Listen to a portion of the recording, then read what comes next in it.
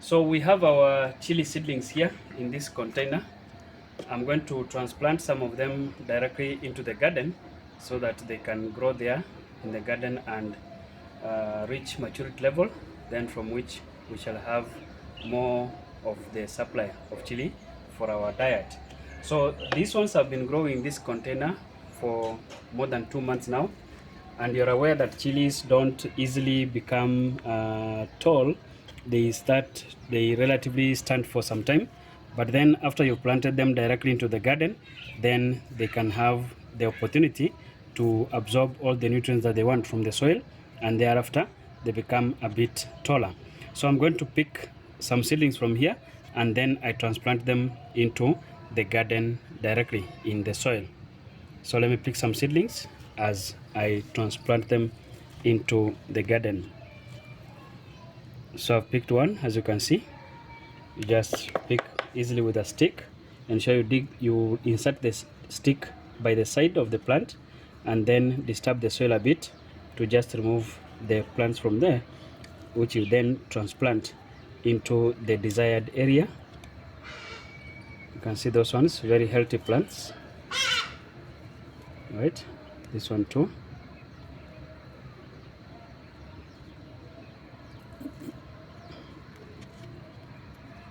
When you're picking them, just use the stick to dig by the side, and then you uproot it. Don't uproot by just pulling out the plant. You may end up accidentally cutting off the stem, which will be a total loss for you, because you'll have waited for several months for these chilies to reach this stage, and it will not be good if you actually lose them by cutting off the stem accidentally when you're trying to uproot them for transplanting.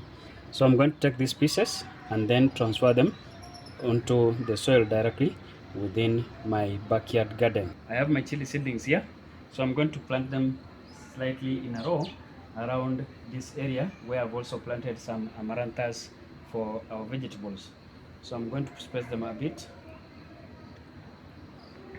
So this one here, then another one somewhere there. So I'll keep on spacing them like that evenly within the garden.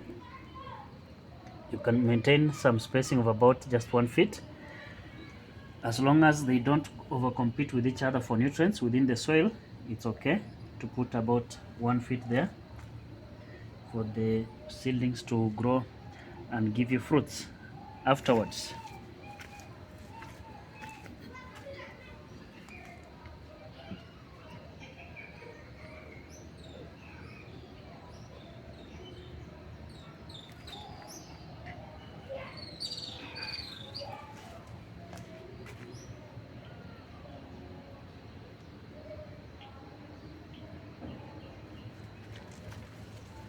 Okay, so for these ones which I've already brought, I'm going to support them with slight amount of soil to ensure that they continue thriving in the soil directly in the garden. And remember, the best time for transplanting is usually in the evening when the sun has already set, so that your chili plants don't become scorched, or your seedlings of chili don't become scorched with the heat of the sun that is there during the day. So at least try to transplant usually in the evening, so as to protect your plants from the heavy scorching by the sun. It's a simple transplanting process, and the spacing doesn't have to be so much because of the fact that these are just for local consumption. If they manage to grow well, then it's okay. The spacing doesn't have to be too much of space.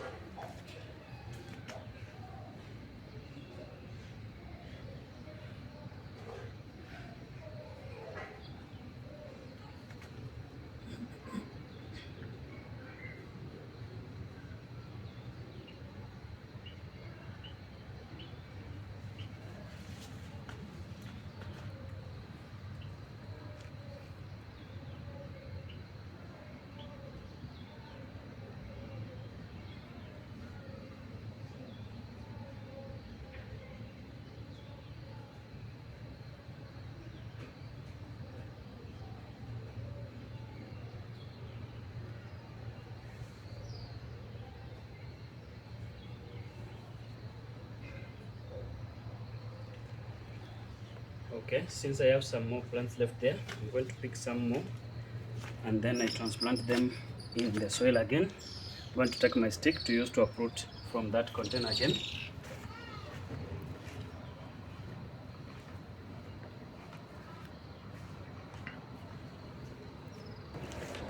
I'm going to just disturb the soil a little bit to mix it up so that I slightly prepare it for the next sowing, maybe with chili or any other plant.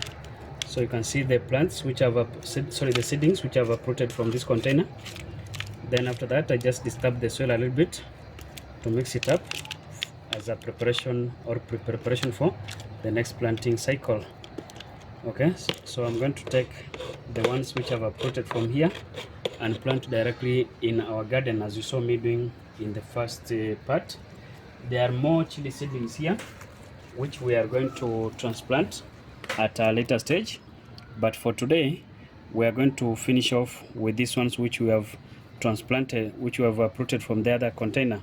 So as you can see on this container, I've put there some small wire mesh cage in order to protect these seedlings from being pecked on by the birds, because birds have been noted to be very good eaters or very good peckers of the chili seedlings. So to protect the chili seedlings from the birds, just ensure that you put a small wire mesh cage of a average size so that you protect your seedlings from the birds. So let me now take these other seedlings which I've already uprooted and transfer them to the soil directly within our garden. And as you can see, when uprooting, don't just pull out the stems alone, but try to pull out stems along with some soil. So you ensure that you use a small stick to uproot the chili seedlings from the container, so that you uproot along with some soil, so that the seedlings don't get to have to struggle again establishing the root once you transplant them. So I'm going to put this in the soil directly within the garden.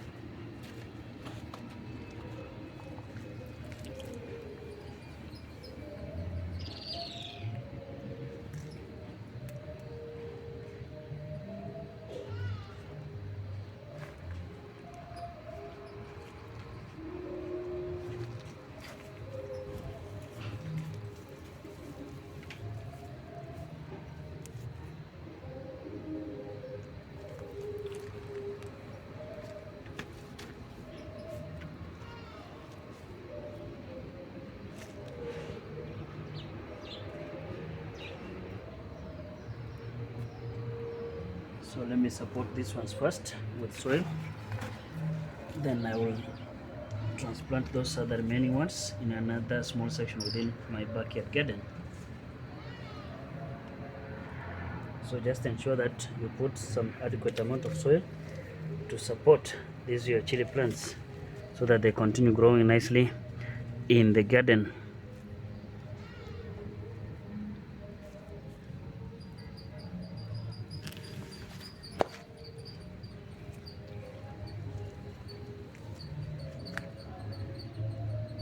It has to be in the evening so that the sun doesn't scorch your young seedlings. Ensure you transplant late in the evening hours. And if on the day of transplanting it does not rain, it's okay to put some little amount of water on the soil before transplanting, or you can transplant first, then pour some little amount of water so that your plants are supported to get some moisture as they try to establish themselves to the new life within your backyard garden. So I've finished transplanting these ones. Let me get another small suitable space for transplanting these other ones which I did not put in this section. So you can see there are some seedlings here which we shall now allow some time to actually grow to a suitable height. Then we see if they can bring forth some fruits.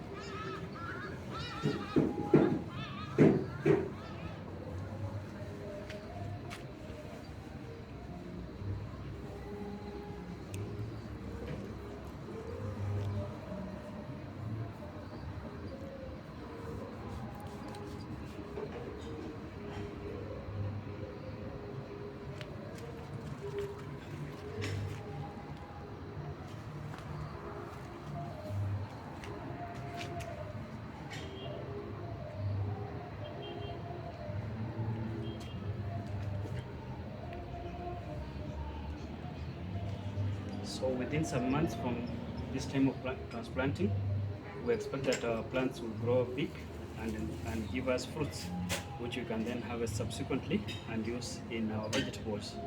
So that is basically the simple process of transplanting chilies from the starting place, which is like the nursery bed, onto your backyard garden for them to thrive like these other amaranthus has thrived very well to give us fruits, which we shall then use in our vegetables. So thank you very much. Maybe at a later stage, I'll be able to come back and show you how much fruit we have been able to get of chilies from these our plants which we have transplanted today. Thank you. Okay, so we are already 2 weeks back into the video, and within this period of 2 weeks, we have had our plants surviving very well from the transplantation. Luckily enough, the plants didn't get so much of a transplantation shock because, as we are going to see in the garden, they have already established their roots and they have survived that shock from transplantation. So let's see how they are navigating in the soil in this area where we transplanted them. So we can see that we have quite a number of them as we planted them last time. There's one here, there's another one here, there's another one here, there's another one here, and there's another one here. And there are also some at the other side, but as you can see, all of them have survived the transplantation shock, which means that they will be able to grow up to maturity and then form the chili plants from which we'll harvest our chili fruits. So we can then move ahead and see some of them which are on this other side also. We have some of them on this other side which we transplanted along with those ones last time. So we have them here, although some weeds have already come to this area. We have one here, there's another one here, there's another one here, there's another one here, another one here, another one here, another one here, quite a number of them. And there are also others on this other side too, but all of them have managed to survive the transplantation shock. So the weeds which are here, we are going to just be periodically removing them by just bare hands, right? You just pick the weeds by bare hands and throw them away so that they don't choke your plants as they are growing. So we're going to allow them to grow for some time, then after which we will see how they'll be forming the mature plants. But then in the other segment of the garden, I already have the mature chili plants which have already started forming the flowers. So we can then move ahead and see how the mature plants will start look like when they start forming the flowers. So we have some chili plants along this line where I've put the sticks, and then to know if the plants are ready to start forming the flowers and then subsequently the chili fruits, usually just observe when the plant forms something like a branching point at the topmost part. So when you see the plant forming a branching point at the topmost part, then at the middle of the branching point, that's where they'll start putting the flowers. So on those flowers, once they start maturing, then they'll start forming the fruits. So this particular plant here has formed already the branching point at its top here, and you can see that it has already put some 2 flowers or flower-like structures and more of them. So the others have not yet put branching points, but we are still going to allow them to continue developing up to the point of branching. This one has also just put the branching point, and I can see the flowering structure has already started forming. This one too has also established several branching points, right? We have several branching points for this particular chili plant here, and with time they will also be forming the flowers to give us the chili fruits as they keep maturing.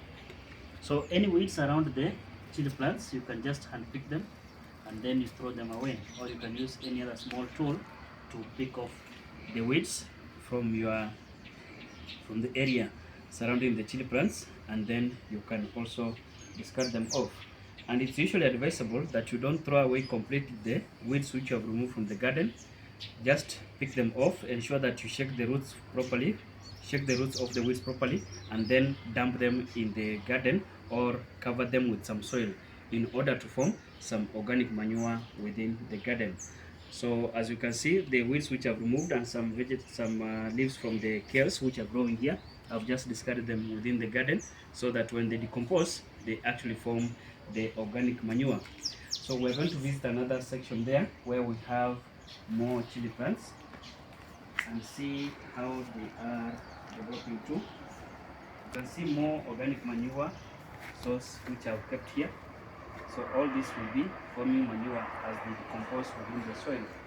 So we have some more chili plants along this line also, although one of them actually died off during the growth of the plant. So one of them died off, there's no problem, at least the others managed to survive. This one here has not yet set up the branching point. This one too is almost starting to set off. Okay, it has started forming the branching point, but this one here has formed very nice branching points, and at each branching point we have a flowering structure, and that flowering structure is the one that's going to mature and give us a chili fruit. So if we can zoom a little bit closer, you can see the flowering structures which are starting to form at each of the branching points within the plant. You can see the flowering structures that are forming at each of the branching points. The next plant too has formed several branches, and we are hopeful that from each of these branches we'll be able to obtain several chili fruits for our own consumption. And as you can see, at each of the branching points there is a flowering structure as shown there. So the flowers are going to form, and after which they will then give us the fruit. This plant also has formed the branching points, several of them, one here, another one here, another one at the middle, and each of them of course is going to give us the flowers and then forming the fruits. So on this other line here we had planted about 4 of them. 2 of them have grown quite well, but one of them has almost died off, but we're not going to disturb it. We are just going to let it continue surviving. If it thrives, fine and good. If it doesn't thrive, no problem, we have other chili plants, but at least we don't remove it before it dies by itself. So we have this one also that started forming the branching points, but it's not yet very well established. We're hopeful that it will continue growing and form a suitable branching point. But then this other one is still growing. It has not yet reached the stage of forming a branching point. We'll just allow it to continue growing directly in the soil. So that is how the chili plants will look like when they start maturing off from the time that we transplanted them from that side, and then they then form nice flowers and fruits for us to harvest the chili plants for our meals. So thank you very much. I hope that at a later stage I'll be able to come back with some more illustration of how the fruits look like within our chili plants. Thank you very much.